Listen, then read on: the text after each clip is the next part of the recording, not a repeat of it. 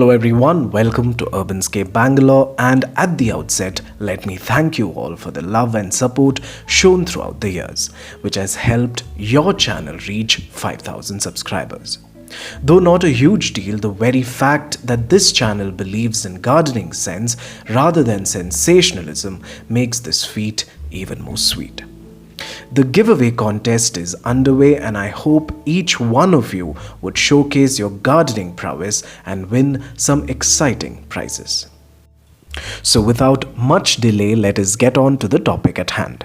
So a lot of you would have watched my videos on this Thunbergia Grandiflora. You must have seen the propagation and also its repotting after it has rooted. You can find the links above as well as below in the description box. Also, you can find them at the end of this video if you want to watch them again.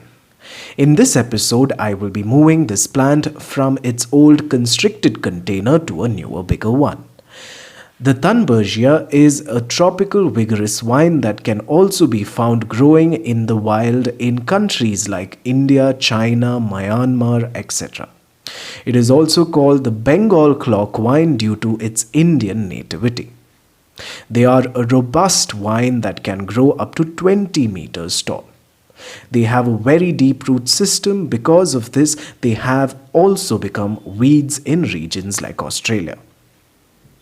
They don't grow well in frost-affected areas, so you can grow this in pots in these regions and bring them home, or grow it in greenhouses and give it some warmth during the winter.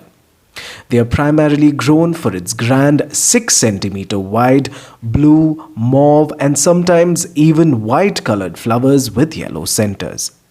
The flowers produce seeds that will immediately disperse upon ripening. This very reason makes it invasive in some regions. The flowers are not fragrant. They are pollinated by bumblebees primarily because their stout bodies can fit right inside the flower. Invasive or not, this plant takes pride of place in the gardens of most tropical plant enthusiasts. Now I have taken this large-sized container with holes. If you have a bigger container, the better this would grow. Add drainage materials like this at the bottom. This plant prefers well-draining soil. Organic matter would make the plant grow better and would help produce more flowers. So the potting mix I'm using will be 30% compost, 40% sand and 20% soil or coco peat. I'm using coco peat for now. As an add-on, you can add neem mix. This is not very important though. Mix it well and add it into the container.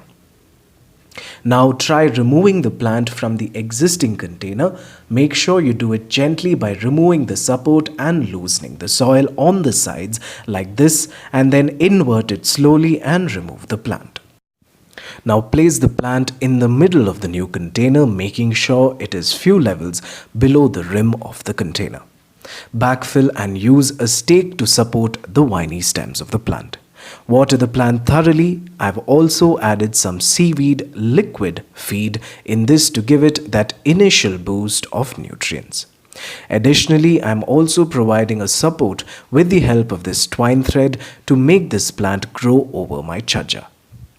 So basic needs of this plant are full sunlight to part sun. This plant grows much better with some amount of shade, dapple shade as they call it, but not full shade, otherwise you would not get these flowers. Water every day during summer and water only when the soil dries during the winter months to avoid fungal infection. Adding compost would help the plant bloom better.